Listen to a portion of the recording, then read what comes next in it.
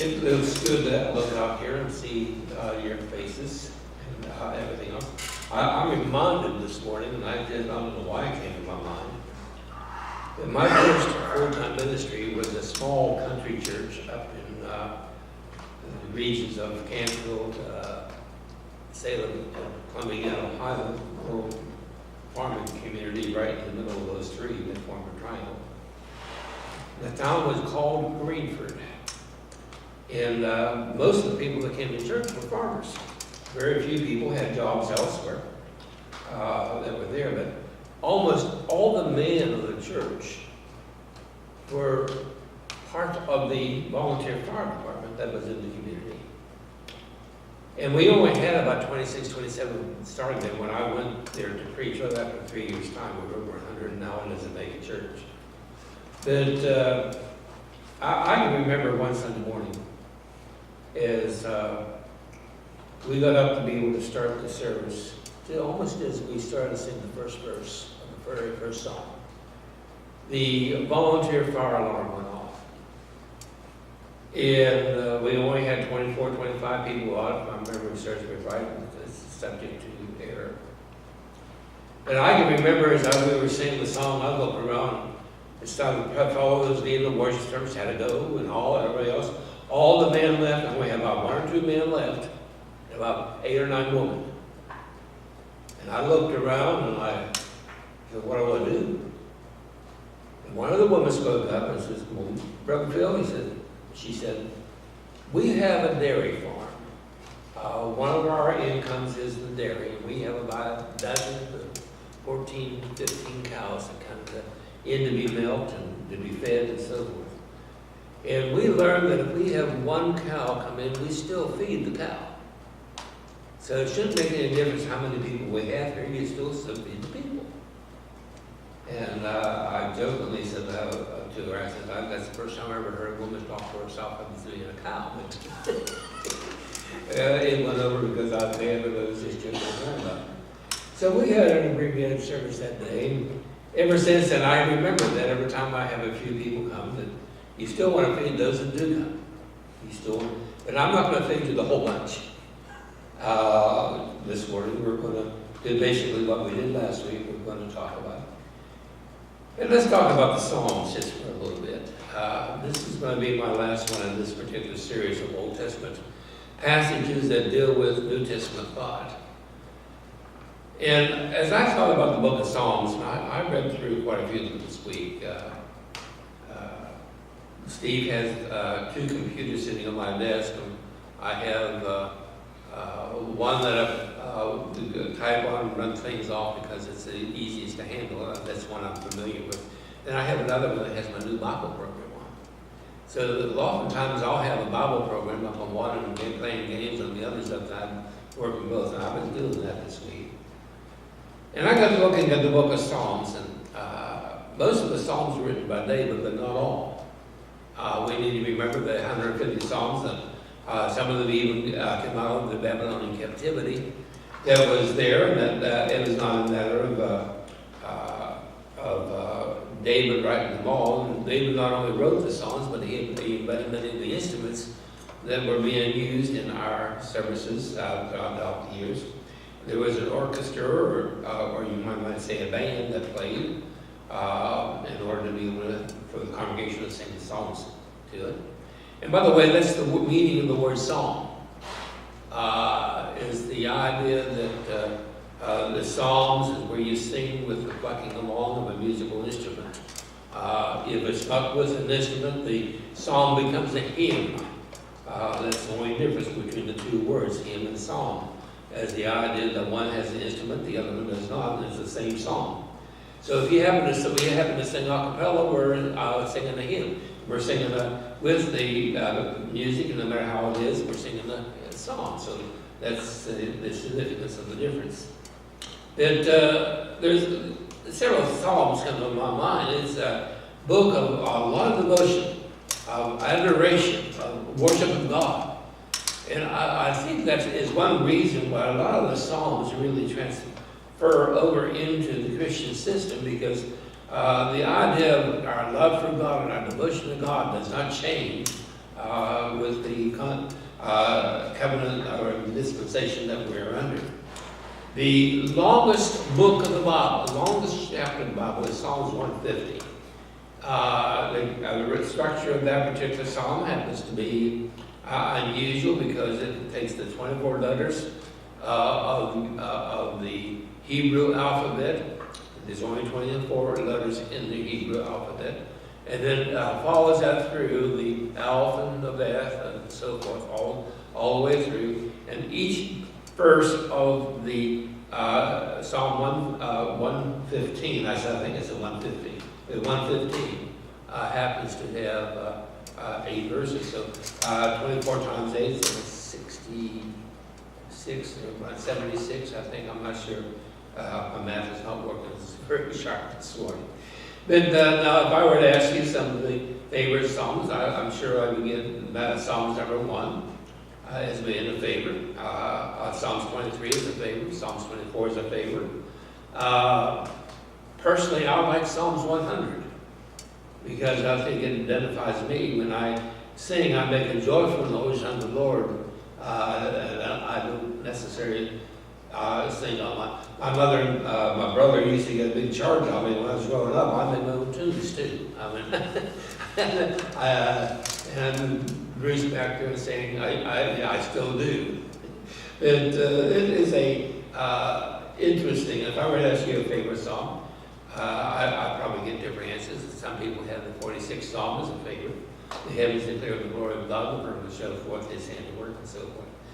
And Psalms is a very interesting book. And one of the studies that I came across this past week was the idea of the messianic prophecies. Prophecies concerning Christ that happen to be in the book of Psalms. We already looked at one, which was in the communion meditation, and other things that were there was the fact that that when they saw him, they laughed, and they scored, spoke and mocked him, and everything else. Awesome when he was on the cross.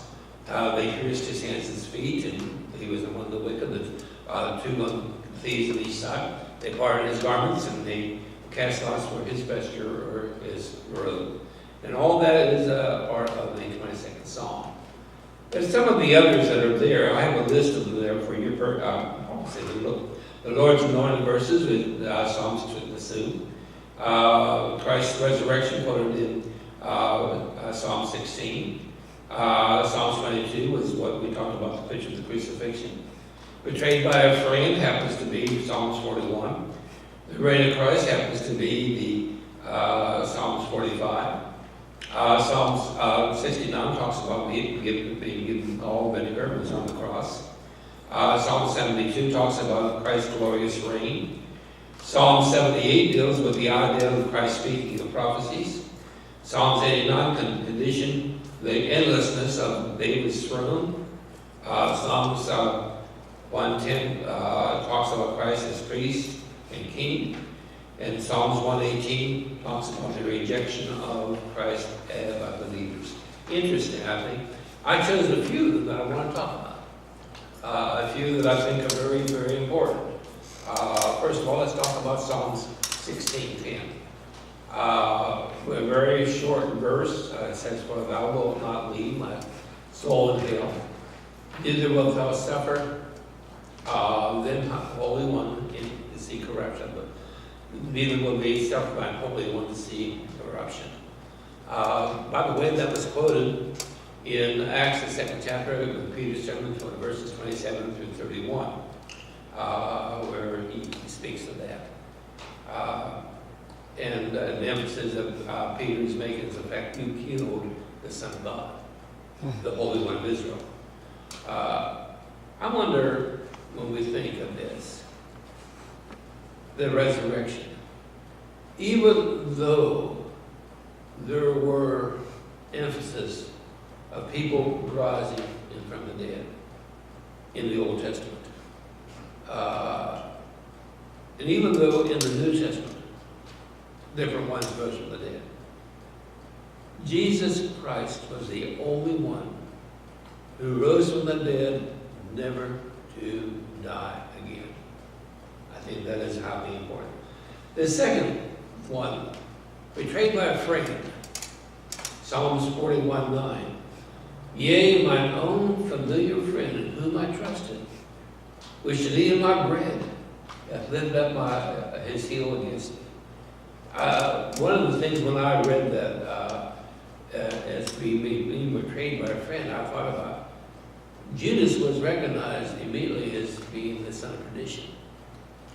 How much did Jesus trust Judas?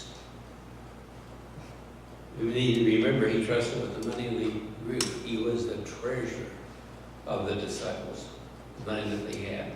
So there was a familiarity, there was a trust that was existing there.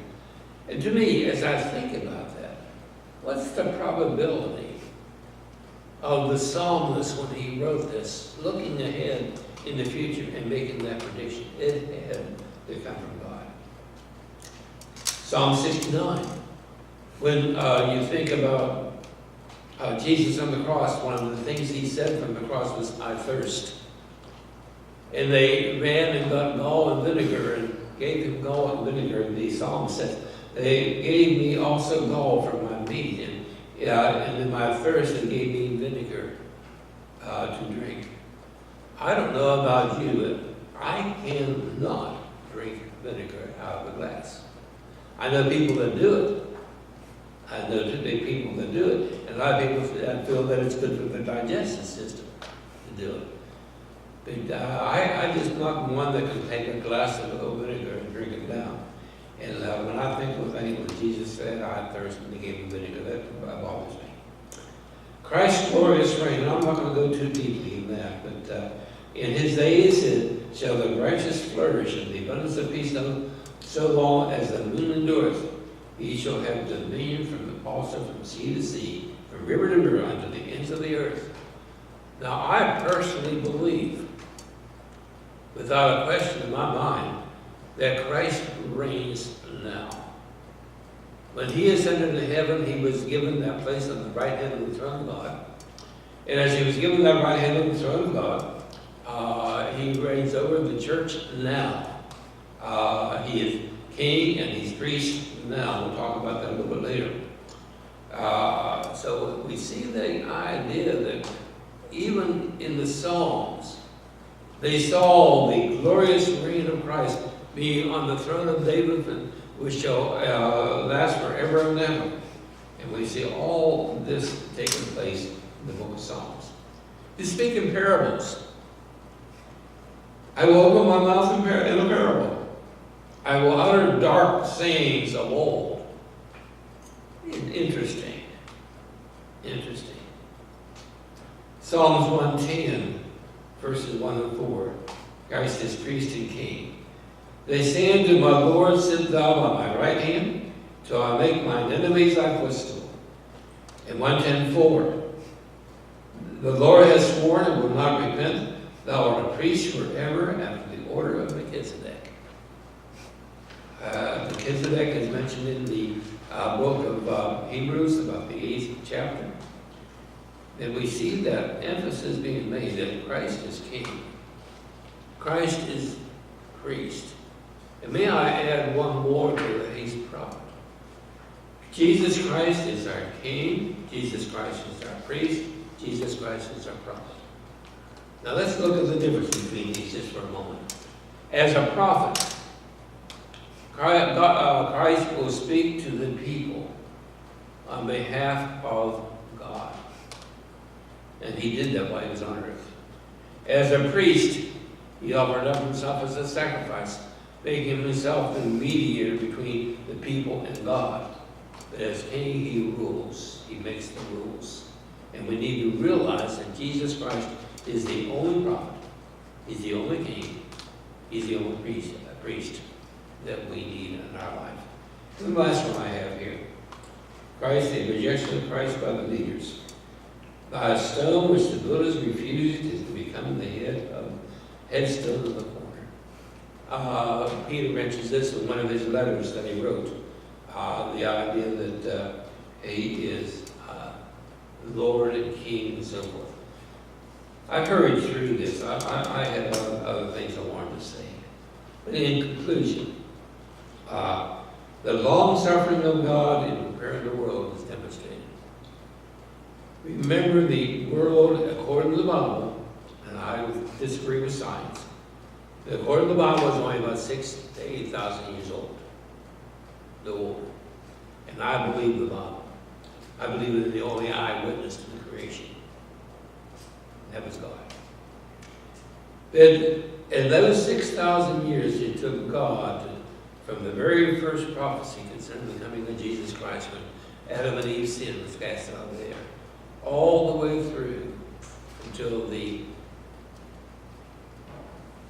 end of time. So all that time, God prepared the world until the coming of Christ. God prepared the world for the coming of Jesus. He's preparing the world now, where He's coming again. Second, Christ is the King of Kings and the Lord of Lords. There's no greater that ever lived. Several years ago, when I went to work in New York City with my brother, I was selling insurance, and I was going from to this one home, and this guy was a Jew. And he hadn't even given up on understanding the Jewish religion. He and I got in a discussion. From about 8 o'clock in the evening till about 2 or 3 o'clock in the morning, we talked church. I made a big sale that time only because he wanted me to stay. And he wanted to discuss with me. And I can remember one thing he said as we were concluding. He says, Phil, he said, you're the only person that has convinced me the Bible is right. And he said, you have convinced me that Jesus Christ is King of Kings, Lord of Lords. And I looked at him at that time, I had called him by name. I said, can I take you out right now and baptize you? He said, I want to be baptized. He says, the minute I do, the minute I embrace Christ, I'm going to lose my job. I can't do it. Because he was working in a family business, and they would consider him not a part of the family anymore. We need to realize that he's still King of Kings. He's still Lord of Lords. And we need to follow God's plan of redemption. Faith, repentance, confession, and baptism. If you haven't followed that, the invitation is extended to you to do so. We still have 10 minutes, but I haven't fed you the whole thing. I'm going to save some for later. Shall we stand as we sing the invitation hymn? If you have a decision to make, we invite you to come.